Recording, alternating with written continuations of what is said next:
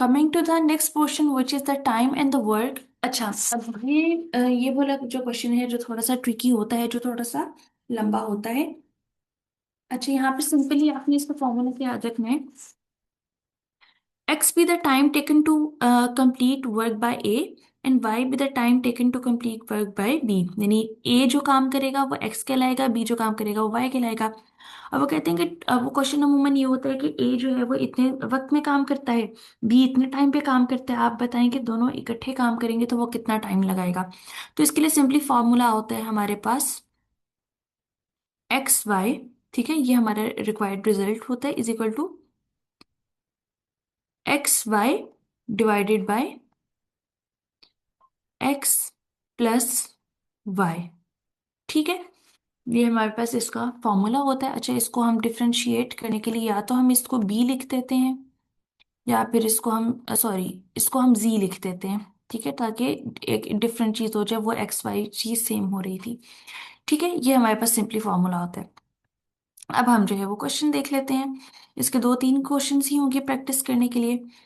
अब वो क्या कह रहे हैं कि A can do work in, हाँ, A can do work in 4 hours. तो एक्स हमारे पास आ गया 4, B can do it in 12 hours, y हमारे पास हो गया 12। How much time needed for both to complete the work. ठीक है, तो formula x y divide by x plus y. तो 4 इंटू 12 डिवाइड बाय 4 प्लस 12। तो 4 इंटू 12 होता है 48, 16 डिवाइडेड बाय 16 हो गया 12 प्लस 4, और ये हमारे पास 3 घंटे इसका सिंपल कैलकुलेशन से आंसर आ गया। इसी तरह जब हम आगे देखते हैं नेक्स्ट क्वेश्चन, तो वो क्या है, Aslam can do work in 10 days. तो ये हमारे पास एक्स आ गया। और and Aslam and Ali combined can do it in 8 days. अब यहाँ पर इन्होंने हमें एक्स वाई पहले दे दिया है, अब वो कहते हैं कि आपने वाई फाइंड करना है। ठीक है, find how much time Ali needed to do the same work. तो वाई हमने फाइंड करना है फॉर्मूला के अंदर। यहाँ पर जो है वो हम पहले इसका रिजल्ट लिख देते हैं।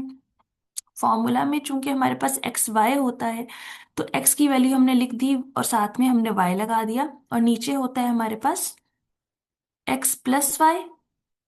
तो इसलिए हम इसको 10 प्लस वाई कर देंगे। सिंपल अब मैथमेटिकल कैलकुलेशंस हैं, ये सारी वैल्यू उठाकर हम यहाँ पर लिख देंगे। तो 10 plus y into 8 is equal to 10 y. आप 8 को जो है वो अब अंदर मल्टीप्लाई करोगे तो ये 80 प्लस 8 वाई हो जाएगा, और इधर 10 वाई ही रहेगा। ठीक है, और उसी तरह अब आप क्या करोगे कि 8 को यहाँ पर ले जाओगे, यहाँ पर ऐड हो रहा है तो ये माइनस हो जाएगा, -8 वाई। तो ये इट विल बिकम 2 वाई। और फिर 2 यहाँ पर इसको इसके साथ जाके जब डिवाइड हो जाएगा तो ये y = 40 आ जाएगा। और अगर आपको कैलकुलेशन में कोई डाउट है तो आप जो है वो y की जगह 40 रखकर एक्स वाई भी कैलकुलेट कर सकते हो, तो आपका आंसर वेरीफाई हो जाएगा। ठीक है, coming to the last question now. Last question यहाँ पर क्या कहता है, A and B together can dig a trench in 12 days. ठीक है, तो एक्स वाई हमारे पास आ गया है जी 12, which alone A can dig in 30 days. X हमारे पास आ गया जी 30। How long can alone B can dig it. तो वाई हमने फाइंड करना है। तो एक्स वाई हमारे पास 12 आ गया। ठीक है, एक्स हमारे पास 30 है, तो 30 y divided by 30 plus y. ठीक है, ये जाके यहाँ पर जब मल्टीप्लाई होगा तो ये क्या बनाएगा जी, 12 इंटू 30 हो गया 360 प्लस 12 वाई, और इधर रहेगा हमारे पास 30 वाई। इसी तरह अब ये 12 वाई जो है ये इधर जाके माइनस हो जाएगा, तो 30 - 12 हमारे पास आ जाएगा 18 वाई, और इधर रहेगा हमारे पास 360।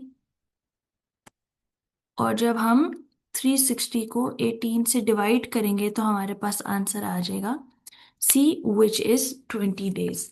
ठीक है, तो आई होप टाइम और वर्क के क्वेश्चंस आपको क्लियर हो गए होंगे।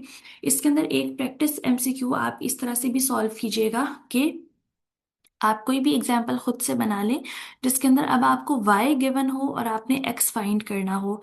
ठीक है, इसी तरह आप काफ़ी थोड़ी सी मुश्किल लंबी वैल्यूज़ के लिए के साथ भी आप इसको देख सकते हैं। तो इंशाल्लाह टाइम और वर्क के बेसिकली यही क्वेश्चंस आते हैं कि अच्छा इतने स्टूडेंट्स ने इसको इतने अरसे के अंदर काम कर लिया, तो अब बताएं कि ये वाले लोग जो हैं ये कितने अरसे में काम करेंगे। तो बेसिकली यही वाले क्वेश्चंस आते हैं। सो आई होप जितनी आप लोग प्रैक्टिस करेंगे इस कैलकुलेशन की, बेसिक मैथमेटिकल कैलकुलेशन जो है वो थोड़ी सी मल्टीप्लिकेशन की सॉल्व होनी चाहिए। टेबल्स आप लोग कोशिश करेंगे 15 तक आप लोगों को याद हो, ताकि फौरन फौरन आप लोग मल्टीप्लिकेशन और ये वाले सारे काम कर सकें। तो बाकी इंशाल्लाह इसके अंदर थोड़ी सी एक्सटेंसिव कैलकुलेशन होती है, तो इसके अंदर थोड़ी सी प्रैक्टिस की थोड़ी सी तकरीबन इसके दोनों के क्वेश्चंस अगर आप एमसीक्यू बैंक लेते हैं तो इसका तकरीबन आधा घंटा इनकी प्रैक्टिस ज़रूर करें, और गोल अपना टाइमर सेट करके प्रैक्टिस करें कि इनको विद इन 40 सेकेंड्स या विद इन 50 सेकेंड्स इन क्वेश्चन को सॉल्व करना है। तो इंशाल्लाह you will master these questions too. Thank you very much, that's all for today.